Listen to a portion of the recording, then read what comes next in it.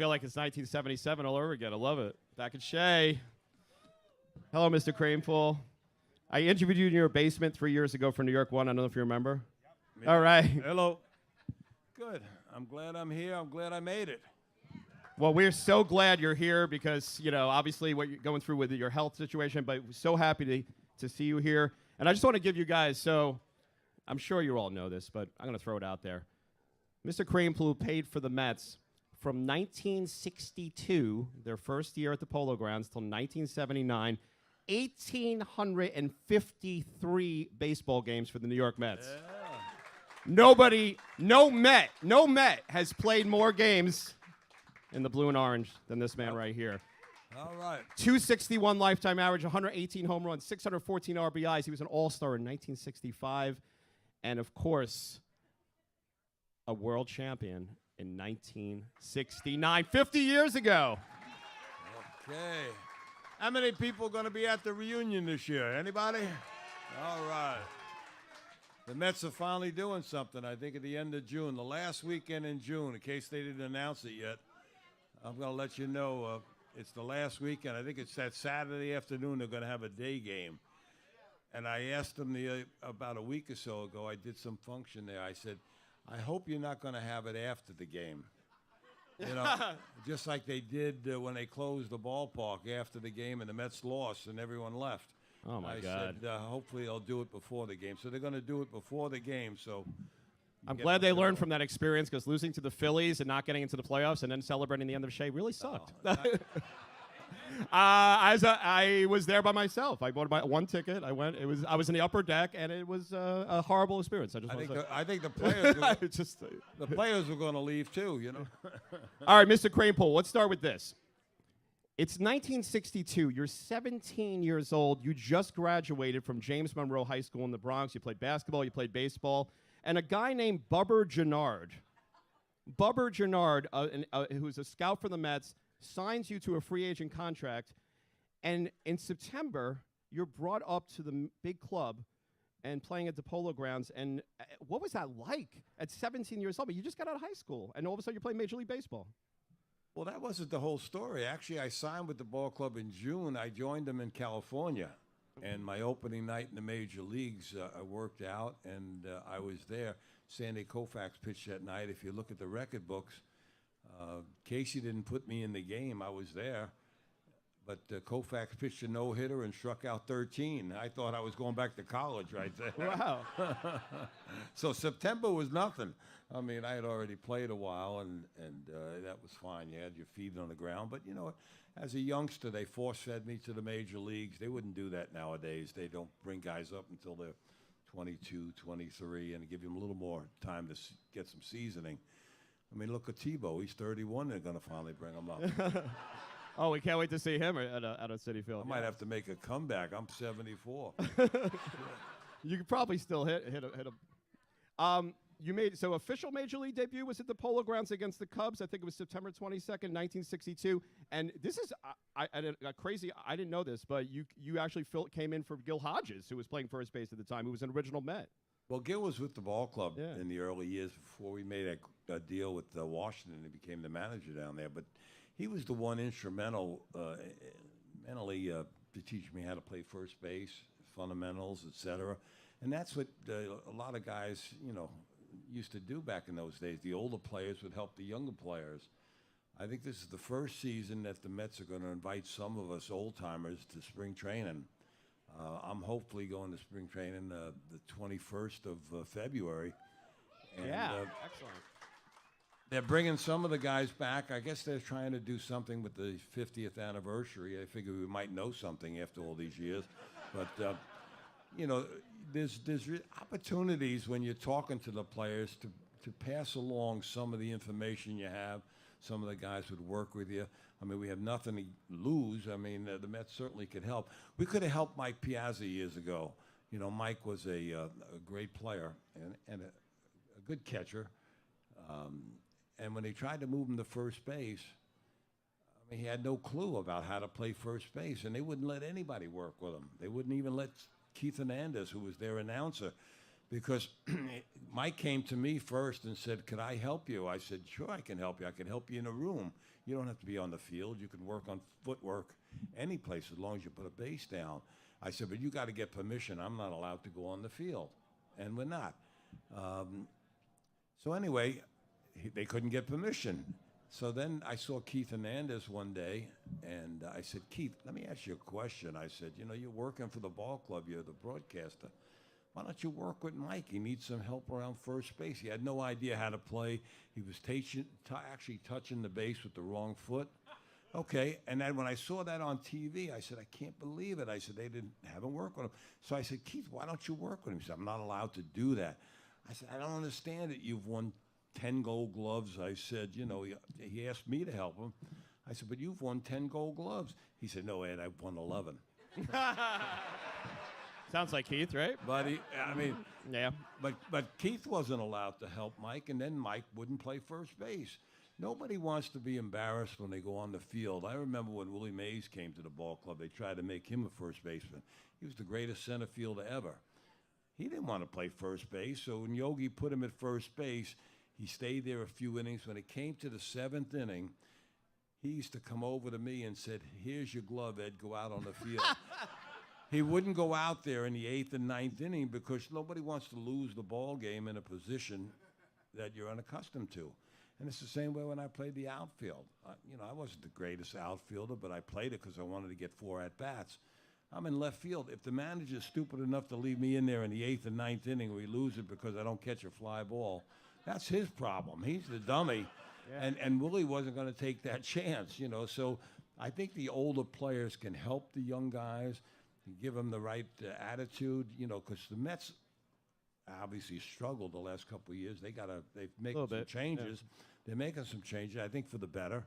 This new general manager is trying. I mean, he is bringing all his own old clients to New York, but they can play some of these kids. So I think if you put them out there, you know, and you help them along the way, maybe we can get something going in New York. Because look, there's momentum in sports. You win and lose, you know, it's contagious. If they start off good, they started off good last year, then they faltered a little bit. But if they start winning some games, and you fans are the greatest, I mean, you never know. They might have lightning in a barrel. I certainly hope so. Gosh, you know, I don't know how much longer I could take it. No, I'm kidding. So 1962, I was looking at the roster. I mean, it was a lot. You were very young, but there was a lot of veterans on the team. But were you able to learn from guys like you had Richie Ashburn, Gil Hodges, Frank Thomas, Don Zimmer, Joe Pignatello, Marv Thurberry, Duke Snyder, a lot of old Dodgers. Snyder came in 63. 63, yeah. Gil worked with me all the time. Yeah. And you know, that's how I knew how to play first base and defensively. I led the league in defense. I was .993 with my fielding average and stuff like that. I mean, so Gil was really great. And that's why he was such a great manager. And he should be in the Hall of Fame. It's ridiculous that a guy like him is not in there. Thank you. You know, the guys voting these players in today never saw him play.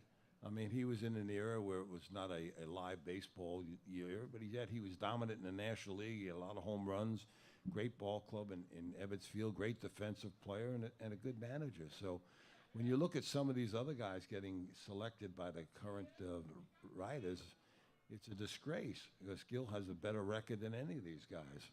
Right, I think it's almost like if you combine his playing career and the fact that the 1969 Miracle Mets, who arguably probably one of the great championship teams in baseball history. I mean, come on, it's a no-brainer to me. But well, we were a good ball club, and we played as a team. We really showed you what baseball was supposed to be as a team game, because everyone, if you contribute, and we all did, and you put the records together at each position, we had an outstanding organization that year. And we would have won more pennants, no question about it. We win more pennants if Gil's the manager. We win in 73. We did not lose that one. We should have beat Oakland. That was a disgrace that we lost, but you know what? On 7 games, yeah. You know, we made a managerial mistake.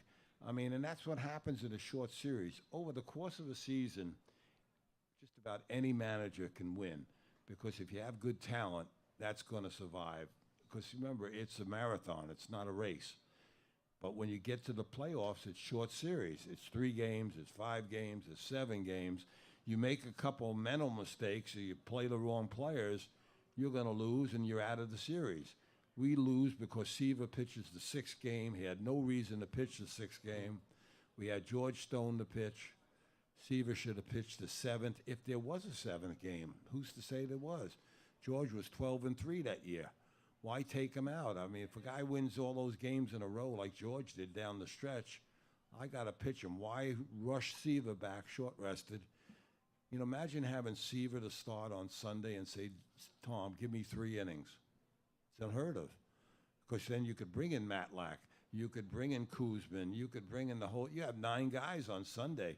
George Stone could have pitched 9 innings on Saturday. We could have lost 20-0. It wouldn't have made a difference because we had to show up Sunday anyway. We couldn't figure out – our management couldn't figure out we didn't have to win Saturday. We had to win Sunday. And we lose the pennant, we never recovered. Yeah, and 73 was an interesting year because the record wasn't great and only won 80-something games. We had a lot of injuries. Yeah, We yeah, had a but lot- somehow and that still plays won the a part. division. Well, we got hot the second half of the year. The last 6 weeks, everyone was healthy, and you know, guys played very well down the stretch.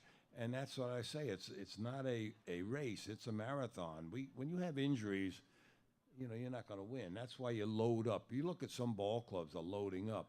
I mean, I don't know. We might have some Yankee fans here, but they're loading up. They've got all kinds of guys. You know. I don't think. I hope not. You know, because they anticipate guys along the way getting hurt. And the Mets have the same thing. They have a lot of infielders and stuff. Guys play multiple positions. That's what you need. Because the way the game has changed and they're using that pitching staff, you don't need as many players on the bench. They're not going to get in the game anyway. You keep the best players out there. That's why in the American League with the DH, it doesn't help everybody. The DH only helps the guy that's the DH. The other guys sit on the bench and never hit because you're playing your 9 best offensive players. So, you know what? A lot of guys are hurt by the DH.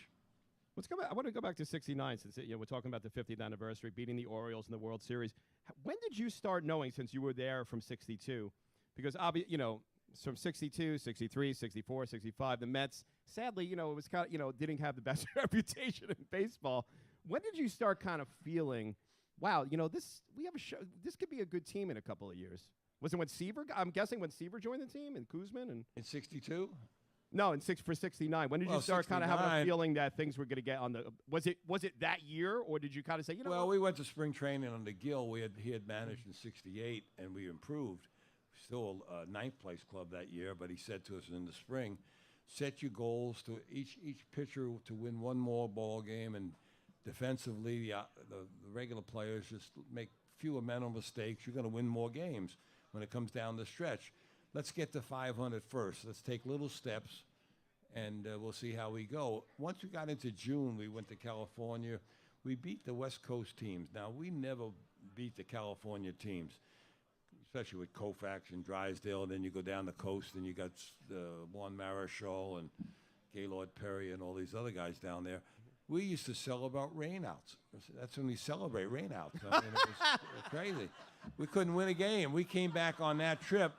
woo, it's raining. And we won 10 games, you know, on the West Coast trip. Then we faced Chicago in New York, and they ran into a hot team, and we beat them 4 straight in New York, and that was the start of it. I mean, we really started playing great baseball. So then you go play the Braves, and they have Hank Aaron. And was there any thought at any moment in your mind that we're going to win the World Series this year? Or when did you start feeling like this is a good team? We just knew we were a good team. Once we got to 500, we had never been at that plateau late in the year. Yeah, go figure. We were sniffing that altitude, you know. It was really funny. I mean, you know, we were always eliminated at the All-Star break. You know, and Casey used to be funny when he'd break at the All-Star break. Usually you have 3 days off. But if you're a bad team, you should be working out. You know, go there and practice a little bit. He used to say, fellas, I'm giving you 3 days off, but take your records with you. And when you figure out what he said, you were in last place. You know, he's just giving you a 3-day vacation, really. So, you know, as your career, one of the things that when I first started going to Mets games was, you know, and you guys were chanting it right off the bat, Eddie, was pinch hitting. And, you know, not everybody can be a good pinch hitter. Now, from 1974 to 1978, this is great, guys. You batted .396 as a pinch hitter. Right. And In 1974, you batted .486, going 17 for 35, and that's still a major league single-season pinch hit batting average record. But Right. but if you're sitting on the bench for a couple of days, you're not playing, you're cold, you know, and all of a sudden, like, the manager's like, all right, you're up. How do you do it? Well, you can't do it that way. That's impossible. You know, back when I played, we didn't have all these conditions they have now. Now they have cages underneath and heaters and stuff like that. We didn't have that. So what I used to do is, I knew when I was going to pinch hit. It was never going to be when the game was out of line. If we were losing by 3 or 4 runs, I'm not going to pinch hit. It was always a tight game. It was a winning situation. I would have to pinch hit. So I would prepare myself in the 5th inning for something I was going to do in the 9th inning. I already knew who I was going to face because the best reliever was coming in, and I'd have to face him in a key situation. So I'd get my equipment, I'd put the pine tar on it, do whatever I have to. I'd go down below, and I'd loosen up. I'd go in the clubhouse, try to get warm, and do what you have to do because – and then when you went up to the plate, you were ready because if you're just sitting there like you guys are doing out there and they say, go hit, and you pick a bat up, you can't stand in the on-deck circle for 15 minutes because everybody in the ballpark screaming and yelling, let's get the game going. I mean, it's too slow. So you got to be ready to hit, so prepare yourself. I had my bat. You know, in the 7th inning, I'm sitting with my bat, so that was ready. The 8th inning, I was ready to go, and situation came up. You know, I was mentally prepared. Physically, I was ready. And I walked up there, only took 1 or 2 swings, and I was ready. And I think I lulled the pitchers to sleep for the simple reason they always figured a guy sitting on the bench for so long, he's going to come up and be stiff. How's he going to hit? So they try to get ahead of you with a fastball or something like that. And you know what? I was ready to hit, and I hit a line drive and get a base hit. And they say, how the hell did he do that? Well, it's easy when you're ready for it. You know, otherwise, if you're starting to take. And I had that situation last year when the Mets were struggling. Some of the young kids they have a couple good outfielders. Nemo and the left fielder is Fordo. Yeah. And, you know, when they were pinch hitting, they were struggling. And I spoke to Nemo about it. I said, Nemo, you know, when you're playing regularly, you have an opportunity. You can take a lot of pitches. I noticed that he used to like to work the account. But I said, as a pinch hitter, you don't have that luxury. You can't do that because the pitcher gets ahead of you, 1-2, 0-2, you're out. You might as well forget it because he's going to make that good pitch low and away, or, you know, he's going to get you out. He can fool around with you for 3 pitches. I said, so be aggressive, be ready to do it. And Jeff Wilpont was standing alongside of me. It was the funniest thing. And after the conversation, he says to me, oh, you do know something. I said, I guess so. I said, Jeff, I led the league 5 years in a row and hit over 400 as a pinch hitter. I said, they got to be ready to hit. They can't be sitting there. You know, I felt like saying, you know, I've been around for a long time. I could help you over the years, you know, but it is what it is, you know.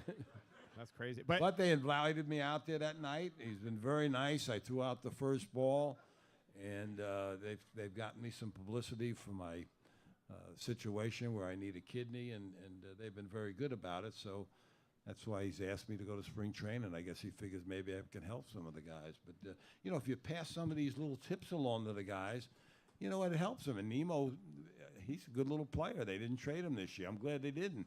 Give him an opportunity to play. I mean, he got a chance. And it's good. You still follow the team, which is great. You know, I think when I talked to you at your home, I think it was like, you know, during the 2015 World Series, you were really up to date. You were watching, so that it's nice to see. You know? I know, you know, I do watch the game. I watch the Mets. I root for them. You know, I'm a New York fan. I watch the Yankees also. I mean, people don't want to hear that, you know, but I do. I was brought up in the Bronx. I was a Yankee fan growing up. I was brought up in the Bronx, and you know, I wound up signing with the Mets. But the thing is, I like to see good baseball. So if you can, you know, be part of it. During the season, I watch it. I switch channels to different things. You know, the playoffs, I love it. You know, and I want to see all the New York teams do well. I mean, that's great for the city. And the game, obviously, I mean, I remember when I first started going to baseball games in the late 70s, I mean, you can get out of there in maybe 2 hours, 15 minutes. The games are too long now. They're very long. What are some of your thoughts on the length of the game and how the game has changed? I don't understand what the pitchers are looking at the catcher so long about. You know, they're staring in there and they throw a fastball down the middle. I mean, you don't have to think about it unless you're just worried about throwing it.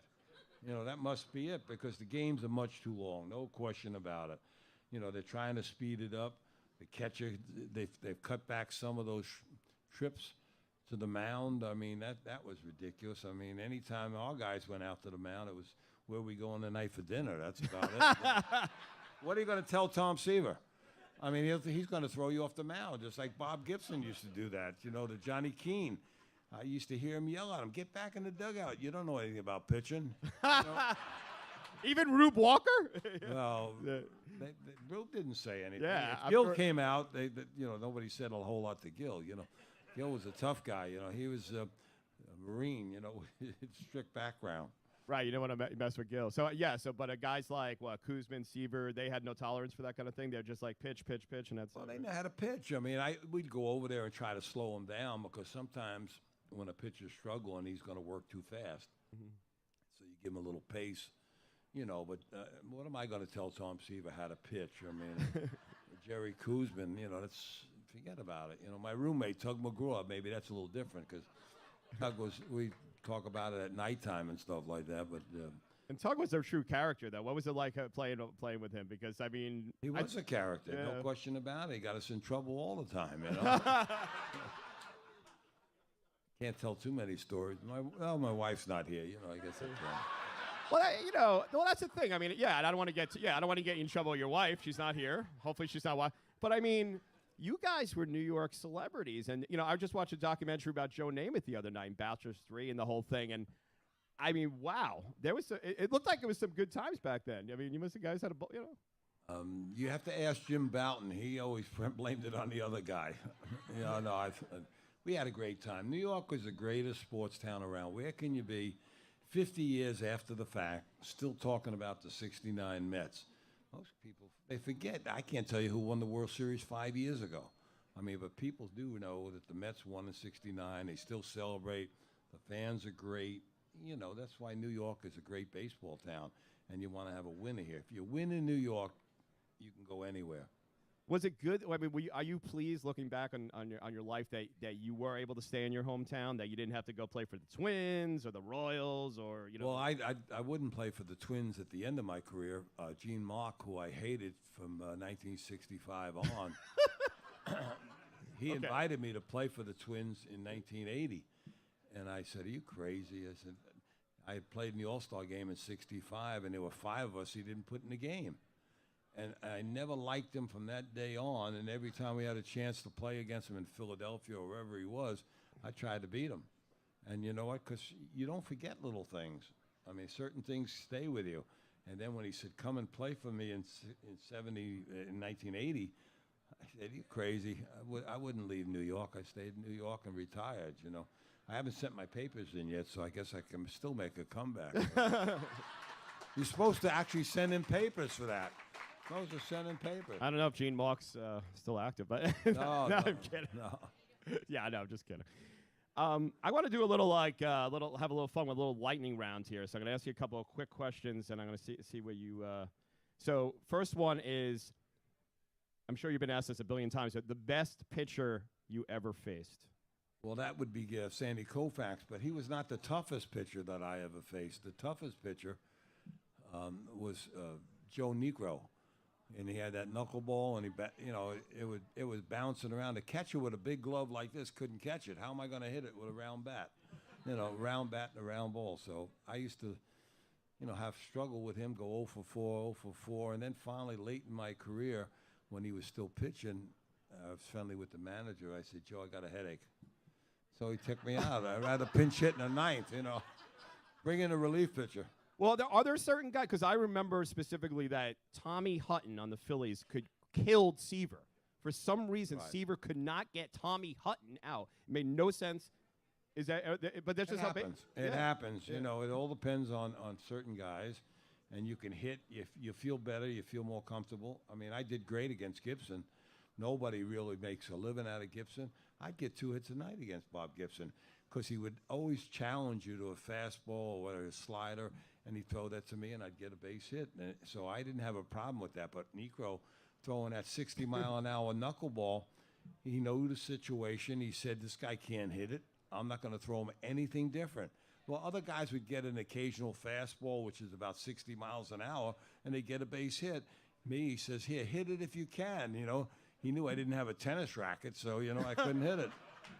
I struggled. Yeah, and Gibson also was very intimidating, but you weren't. I guess that's a big part of it because he was an intimidating pitcher. Like, and you would maybe not want to bat against him in some cases. Well, yeah, you can't let any pitcher intimidate you. You do that, you're in trouble. I mean, Yeah. you know, then you think you can't get a hit, you're out. You know. Now I know you were Mickey Mantle was your idol growing up. He was my idol growing up. I was a Yankee fan. Yeah. People, you know, they don't want to hear that, but I grew up in the Bronx. Who did I have to root for? The Dodgers, hated them.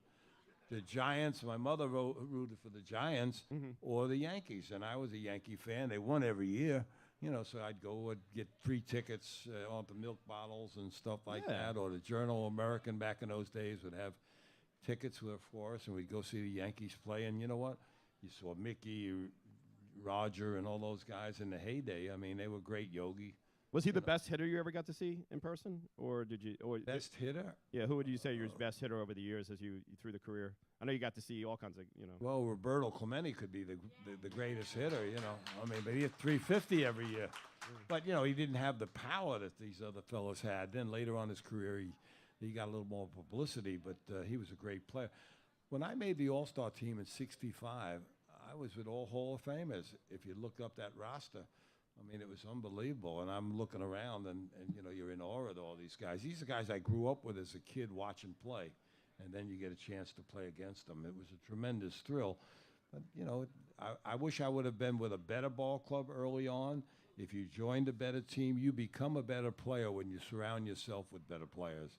And that's what the Mets have to do now, to surround those young kids with better players, and they become better because a pitcher can't pick on the left fielder, Conforto or Numo or whatever.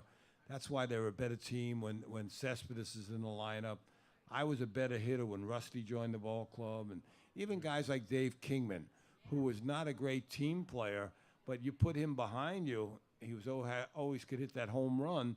They'd say, well, I'll pitch to Ed, maybe he won't hit a home run, and if I get a base hit, then Kingman hits something. So you become a better offensive player. Dave, quick story, guys. You know, Dave Kingman, when I was a kid, I went up to him in the parking lot at Shea to get an autograph, and he was 6'6", and I don't think he saw me, and he knocked me over. Anyway, so I was like, Mr. Kingman, This is true story. I thought you were going to say he dropped the ball. Well, yeah. I wouldn't be surprised. No, he hit some serious shots, Dave. I mean, He could hit the ball as far as anybody in baseball, and that was before the lively ball, you know, and before steroids. I mean, I never saw a guy hit a ball further than Dave in batting practice. He put on a show in Chicago and everything else. I mean, he hit balls out of sight in spring training in Fort Lauderdale. He hit a ball over left field fence, I think, against Catfish. I think it's still going. wow. And put it in orbit. You know, I mean, he was tremendous. He hit a ball out of the stadium in Montreal. He did some feats that, you know, you haven't heard about. And the only other big shot I've ever seen was Tommy Agee's shot at Shea Stadium up in that left field stands. Best player you played with on the Mets. Right. Well, Willie Mays, he Right. joined us later on, but Yeah. he was the best player I ever saw play. For the Mets, you know, Cleon was a good player. You know, Cleon was a good hitter. He could do everything. You know, when he first came up, we signed together in '62, and we developed together. Cleon was a good player. Tom Seaver. Oh, see, was the franchise of the ball club, no question about it. I mean, he's the best pitcher I ever saw, and we were lucky to get him. We got him in the some kind of phony draft they had down there. I think Atlanta signed him up too early or something. They did something against the rules, and then we got another draft, and we picked him. Because remember, the Mets were not very good at drafting players. They were not very good at all. Look, we could have had, well, we had Chilcott, unfortunately. We didn't take Reggie Jackson, you know, so there were a lot of guys. Look at our #1 picks, and they never developed. Les Rohr was a left-handed pitcher, wasn't good. Chilcott was a #1 pick in the country, didn't develop, never got into the game. Yeah. And no offense to Jim Fregosi, but trading Ryan for him, what were you guys thinking back then? I mean, did you think Ryan had some serious potential at that point? I would imagine he threw 100 miles an hour. I mean, Well, when you throw 100 miles an hour, yeah. I mean, always a little wild, I know, but yeah, but you didn't want to face him in batting practice. I'll tell you what, he had a lot of potential. Would he would develop in New York? I don't know. He was not the star on our club. You have to remember, we had 3 great arms in '69. We had Kuzmin, you had Tom Seaver, and another kid that hurt his arm was Gary Gentry. Yeah. And he had bone chips. He was as good as the other 2. He really was. They didn't know how to do that surgery back in those days. Today, they would have scoped him out, and he would have been fine. So Nolan was always the odd man out. Would I have made the trade? I might have made the trade, but not for a guy that was past his prime, and you didn't get a star back, because this guy could throw 100 miles an hour. When he was on, he was unhittable, and that was before these guns. Before you knew how hard some of these guys threw. I mean, he was the hardest thrower in baseball, and he never had a bad arm. Pitch all the time. Look at the records he set. He couldn't pitch today. Of course, after 60 pitches, they take him out. It's like crazy. Yeah. He threw 200 pitches a game and was striking people out in the 9th inning. I mean, he was amazing. He was a freak of nature. But we never had a bad arm. Gentry was the only one that had bone chips. But Seaver never hurt his arm. Jerry Kuzmin had never hurt his arm. Nolan Ryan didn't hurt his arm. I mean, we had great pitchers.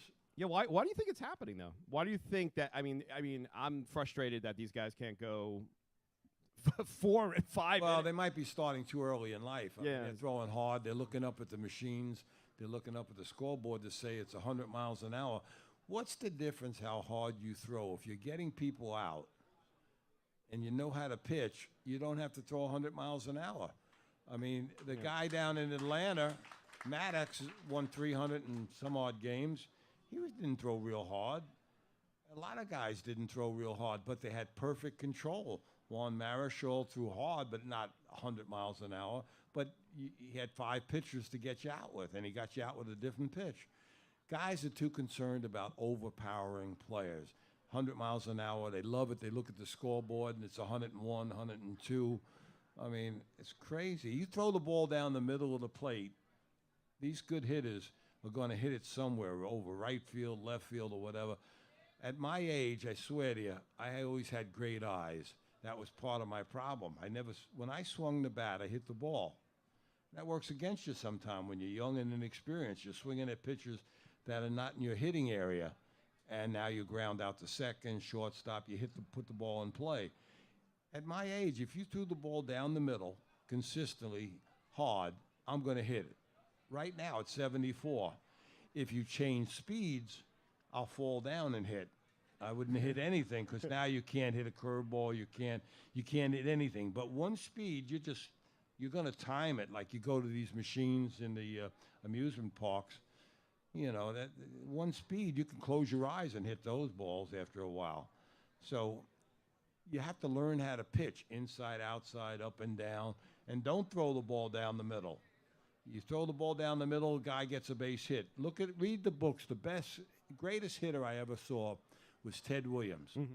And his books on hitting, he puts a graph and he puts the strike zone out there, and he shows you exactly what pitches you're going to hit, you're not going to hit. And you know what? He's right. Mm-hmm. Anybody can hit the ball down the middle. Move it around a little bit, and you'll see the difference. So if you're teaching the youngsters in the little leagues how to pitch, don't teach them a curveball. Don't teach them anything. Let them throw the ball straight, but move the ball around the plate and change speeds. That's all. All right, Mr. Kranepool. So Keith, I think we're going to take some questions from the audience now. I know someone has a mic, and here we go. Here we go. Anybody got a call? Oh, here, right here, sir. Yeah. Okay. Some questions for Mr. Kranepool. Mr. Kranepool, can you tell us what it was like to be on Kiner's Corner? Maybe tell us a funny story or something you remember about being there. Ralph was the greatest guy. He really was. We always loved to be with him. And he'd always give you a gift to go on there, whether it be a refrigerator or something else. later on, he gave you gas coupons, and that was pretty good. Sunoco, I think it was. I think that was one of our sponsors or something like that. He was a great guy, but he forgot so many guys' names at the end of his career, you know. Choo Choo Coleman, you know, he's crazy. Who else? Anybody else? Sir, you're right there.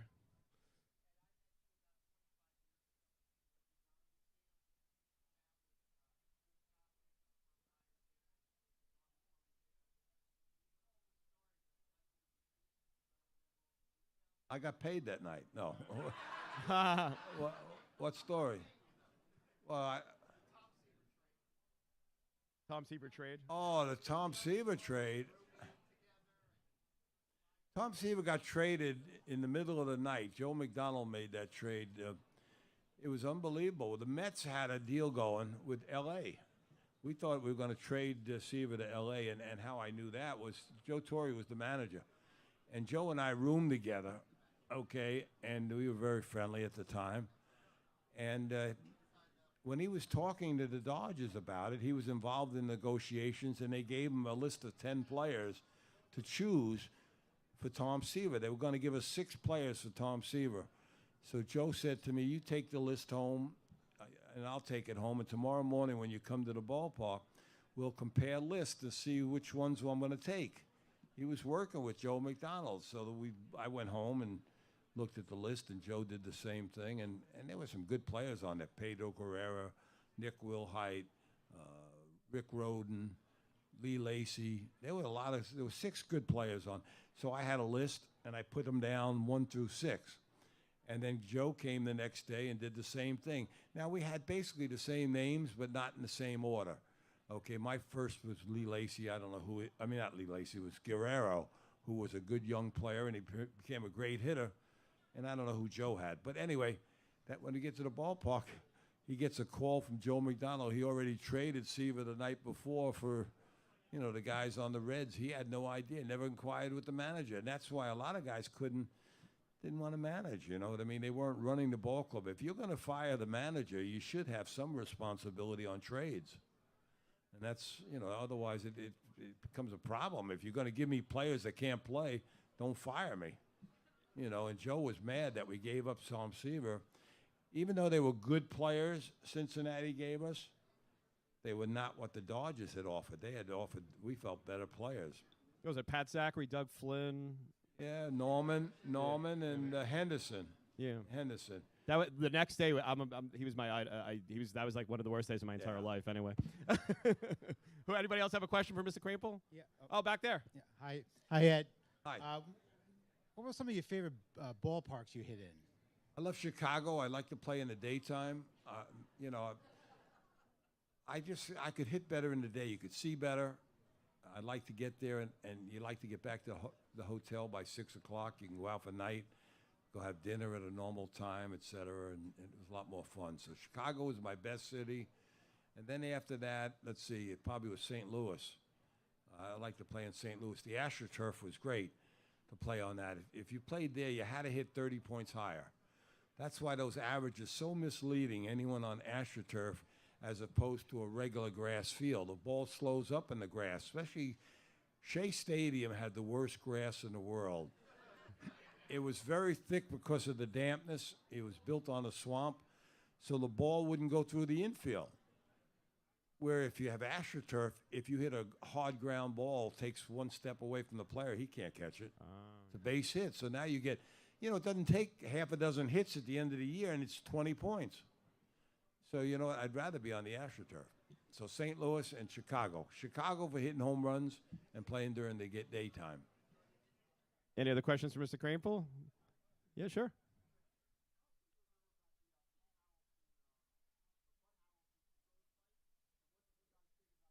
The Bud Harrelson-Pete Rose fight, it wasn't much of a fight, It's you're talking about a heavyweight against a lightweight, Buddy was a sweetheart.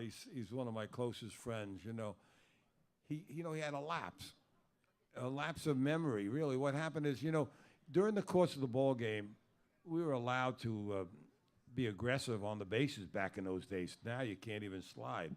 It's crazy. So when Pete Rose is coming down the line, you don't stand there in the middle of the base path. Pete was out by 15 feet at second base. There's no question about it. Buddy had already thrown the ball over his head, and it was on the way to first base. And Pete just kept running right into him, and he, overly aggressive, no question about it. He was trying to excite his own team because they were losing. He was frustrated. But, he had no reason. He couldn't make it to second base. He might have been from here to the second pole that I'm from second base. He can't slide and get there, you know what I mean? There was no reason to knock over Buddy, but Buddy just stood there and bam, and it was over. But like Buddy said, he made Pete Rose famous with that fight. And it started the great chant at Shea Stadium, if you remember. But I won't repeat it, what we used to say back then. The fans were there almost we rioted that day. We did not like Pete. It was fun every time he came up. But he was a great player. You have to give him yeah, credit. Of course, yeah. Pete didn't matter what position he played. He gave 100%. 200 hits at every position. Never made never made an excuse. Can't play third base. It affects my hitting. Can't play second base. Nothing affected his hitting. Nothing at all. This guy had tunnel vision. He could hit in nighttime. He didn't care. He didn't have to have lights. He'd still get a base hit. Any other question? Oh, we got one way back there. Can we get them? Oh, I'm sorry. Yeah, my bad. Hey, Mr. Kranepool, thank you for being here. We know that we're all praying for your condition. Thank you very much. I appreciate it. Yeah. Thank you. I guess just a quick synopsis. What was it like playing for Casey Stengel, Gil Hodges, and Yogi Berra? Well, with Casey, it was a free-for-all out there. Anything went on. He was a happy-go-lucky guy that devoted all those years to baseball. He was great with the young players, okay, but he was having fun. He was at the twilight of his career. He didn't have the players. It was unfortunate. Gil was a strict disciplinarian, a Marine, and had one set of rules for 25 players. And you either played his way or you hit the highway. It wouldn't take anything from anybody. Didn't care who you were. If he had to say something to you, he'd call you in the room and, he'd lower the boom on you. You know what I mean? And you knew exactly what you were doing. Yogi was a sweet guy. He was a great guy. But in the third inning, in the ninth inning, he was worrying about things he did in the third inning. Instead of being in reverse, like Gil would think about things in the third inning for the ninth inning. He was a little bit lax in his preparation. But that's Yogi. Yogi was a great guy, though, But I would have rather had Gil going to war in the seventh game of the World Series. Oh, way back there. Maybe he wants to leave the room. Oh, wait, we got one right here. I'm sorry, you'll be next. He's back there. Ed, what were some of the stories that the players talked to you about when they got to first base? Where they were going at night. And, they a lot of guys love to come to New York, so they told you a lot of good stories about where they went at nighttime, The one guy I didn't want to see stay at first base was Richie Allen. And I'll tell you a quick story about him. Okay. We have time? Yep, 5 minutes. We got 5 minutes, yeah. 5 minutes? Oh, okay. Richie Allen, didn't like the rules, and he didn't like Gene Marks, so he did whatever he wanted to do. He'd go into the track all the time, and he liked to drink. Never affected his play. He shows up the last day of the season. Okay, I guess it was maybe 68 or something like that. Anyway, Nolan Ryan's going to start that game. He's late to the ballpark. Gene Marks says, "I'll teach you a lesson." He puts him in the lineup. Now he gets into the game. He's drunk. The guy is completely wasted. Anybody else would be on the training table, and he's going to hit against Nolan Ryan. So we thought he's going to get killed. We said, this guy's going to walk into a fastball at 100 miles an hour because Nolan didn't know where it was going. He winds up, he hits 3 home runs that day. But I didn't want him to stop at first because he was drunk. I'll say, keep going. I didn't want to have his breath come on me. Forget about it, Knock me out. I had enough trouble when I was sober. Yeah, and he had I think he had the heaviest bat in the major leagues too, Richie Allen. He was Strongest guy. He never wore a short. You never saw him with a short sleeve shirt, if you noticed. Any picture you see of Richie Allen, he had a long sleeve wool shirt on. It must be 100 degrees. He's got a wool shirt on. He had the biggest arms you'd ever want to see, and had the heaviest bat in the National League. I think it was 42, 43. Yeah. Forget about it. I couldn't lift it up. I used it as the weighted bat. Couldn't swing that. You got time for a couple more, sir, back there? Yeah. So, Ed, I remember after Joan Payson died and the 2 daughters, Yeah. the two daughters owned the team, and then they put the team up for sale. And I remember that you were part of a group. You wanted to buy the team. Right. How many World Series would we have won? You would have had a lot more fun, I think. You know, you would. I don't think you would have been screaming and yelling. We should have had some fun. We should have bought the ball club. You know, it's crazy. When I negotiated, I tried to negotiate with Lorinda. That was in September of '79, and I knew the ball club was going to be for sale because Mr. Payson told me about it. He said, my daughter is going to sell the ball club. And I did have a group, and then I met with Mr. Bob Applenap, and he wanted me to join his group, which was himself. He said, I've got more money than you, and the after money is what you're going to need. And he was 100% correct. You know, you have to build a ball club. You can't stop with just your 25 players. You got to build a system, et cetera. And we tried to talk to Lorinda in September, which we did. I set that meeting up, and she wouldn't tell him how much she wanted for the ball club. He left her a check, and she didn't fill it out.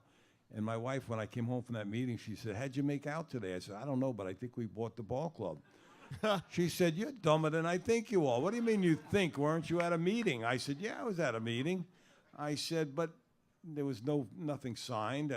She didn't fill out a check. He left her a blank check and said, fill it out and let me know what you want. And never did it. And I went from the outhouse to the penthouse, from the penthouse to the outhouse, you know, because I thought I was on top of the world when I came home. And then she negotiated with her own friends. She bought the Doubleday Inn, Pickett, and then Wilpon came in the back door and became a 5%er, and he eventually had a disagreement with Doubleday, and that all blew up in everybody's face. Well, Mr. Kranepool, that's where you stuck. Yeah, I'm sorry. I apologize. I just want to say thank you so much for being here at the Queens Baseball Convention. Okay. You're a true New Yorker. You're a true Mets legend. We hope to see you for years to come out at Citi Field at spring training and as a part of the New York Mets family because, Thank you. you know, thanks. Thank you so much. It's been such an honor to be here with you. Okay, pleasure.